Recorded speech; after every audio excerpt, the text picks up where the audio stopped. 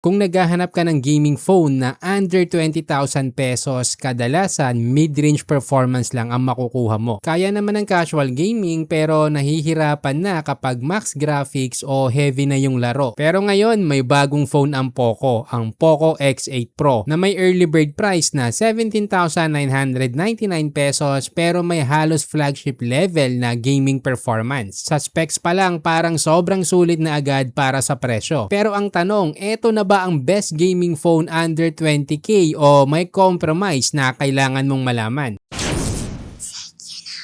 Ngayon pag-usapan natin ang unang malaking dahilan kung bakit maraming tao ang titingin sa phone na to. At yun ang gaming performance. Gumagamit ito ng Dimensity 8500 Ultra. Bukod sa raw performance, may kasama pa itong Wild Boost Optimization na nag-a-adjust sa CPU, GPU at memory usage habang naglalaro ka. Ang goal nito ay para mas stable ang performance at hindi agad bumababa ang frame stability kapag tumatagal ang gaming session. Dagdag pa dito ang malaking 3D dual layer ice loop cooling system para sa mas maayos na heat dissipation. Pero hindi lang specs ang basihan natin dito. Sinubukan natin ang actual unit sa ilang games para makita kung paano talaga ang performance sa real scenario. Sa Mobile Legends, kayang patakbuhin ng phone ang laro sa max graphics settings na sobrang smooth ng experience. Lumipat tayo sa PUBG. Dito mas mabigat ang graphics at mas demanding ang environment rendering. Sa testing, kayang patakbuhin sa mataas na graphics settings na consistent pa rin ang smoothness. Pero hindi pa dito nagtatapos. Sinubukan din natin ang Whirlwind Smith, isang visually demanding na game. Kahit sa max graphics settings, surprisingly smooth pa rin ang gameplay. Dito mo makikita kung paano nagtutulungan ng chipset, memory speed at cooling system para panatiliing consistent ang performance kahit heavy na ang graphics workload. Dahil dito, madaling sabihin na sa price range na under 20k, isa na to sa pinakamalakas na gaming phone na makikita mo ngayon. Pero gaming performance lang ba ang mahalaga sa ganitong phone? Hindi rin. Kaya pumunta tayo sa ikalawang malaking advantage at yun ang battery at charging speed. Meron tong 6,500 mAh pero ang mas interesting dito ay ang charging. Supported nito ang 100 watts hypercharge na isa sa pinakamabilis na charging speed na makikita mo sa under 20k segment. At meron ding 27 watts reverse charging. Pero may isa pang bagay na kailangan pag-usapan at yun ang display at camera experience. May 6.59-inch 1.5K AMOLED at 120Hz. Sa video makikita mo agad ang advantage dahil malinaw ang texture at smooth ang animation kapag nag-i-scroll ka. Isa pang highlight ay ang brightness na umaabot ng 3,500 nits peak brightness. May kasama din itong Game HDR support para sa mas vibrant na kulay at mas malinaw ang contrast sa compatible games. Pero hindi lang display ang magandang makukuha mo dito. May maayos din itong camera setup na gumagamit ng 50 megapixel Sony IMX882 main sensor na may OIS. Dahil may OIS, mas stable ang kuha ng photos kahit handheld lang ang pag-shoot. Kaya mas madaling kumuha ng malinaw na photo. Pagdating naman sa low light, malinaw pa rin ang kuha at maayos ang control sa noise kahit gabi o mahina ang ilaw. Nakakatulong ang sensor at stabilization para mas consistent ang resulta kapag night shots o indoor photos. Bukod sa main camera, meron din itong 8 megapixel ultra-wide para sa mas malawak na shots tulad ng landscape. Sa harap naman ay 20 megapixel selfie camera na okay gamitin para sa video calls, social media at casual na selfies. Kaya ring mag-video recording ng 4K at 60 FPS. Ngayon, isa rin to sa mga dapat mong malaman dahil steady ang footage kahit naglalakad ka o handheld lang ang pagkuha. Well, hindi ito cinematic level stabilization pero para sa presyo ng phone, maayos na ang stability na makukuha mo para sa everyday video recording. Meron din itong RGB light sa camera module na umiilaw kapag may notification, charging, gaming o camera activity. May 8 color options din para sa lighting effect. Pero syempre, hindi kumpleto ang decision guide kung puro positive lang ang pag-uusapan. May isang compromise na dapat mong malaman bago ka mag-decide. At yon ay ang bloatware. Sa unang setup pa lang makikita mo na may ilang extra applications na naka-install na agad. Hindi naman ito malaking problema dahil pwede mong i-uninstall o i-disable ang karamihan sa mga apps. Ngayon pag-usapan natin kung para kanino talaga ang phone na to. Kung gamer ka na naghahanap ng kayang mag-handle ng modern mobile games sa mataas na graphic settings nang hindi gumagastos ng higit sa 20k, malinaw na isa to sa pinaka-interesting na option ngayon. Ang combination ng Dimensity 8500 Ultra, fast storage, malaking cooling system at malaking battery ay ginawa talaga para sa heavy usage. Maganda rin ito para sa mga users na gusto ng phone na mabilis sa multitasking, mabilis mag-open ng apps at kayang sabayan ang maraming task sa pang-araw-araw. Dahil gumagamit din ito ng LPDDR5X RAM at UFS 4.1 storage. Pagdating naman sa design, compact ang katawan kaya komportable itong hawakan kahit matagal gamitin. May metal frame din kaya premium pa rin ang build. Sa durability naman, gumagamit ito ng Gorilla Glass 7i at IP69K water at dust resistance kaya mas protected din sa everyday use. Pero may mga users din na maaaring mag-skip sa phone na to depende sa priority nila. Kung ang pinaka-importante sa iyo ay camera system na pang flagship level photography, maaaring may ibang option sa market na mas nakatutok sa camera performance. Hindi ibig sabihin mahina ang camera nito, pero ang main focus ng device nito ay malinaw na performance at gaming value. Ngayon kung babalikan natin ang performance context, mahalagang tandaan ang isang bagay. Sa price range na under 20k, karamihan ng phones ay gumagamit ng chip na nasa around 1 million hanggang 1.4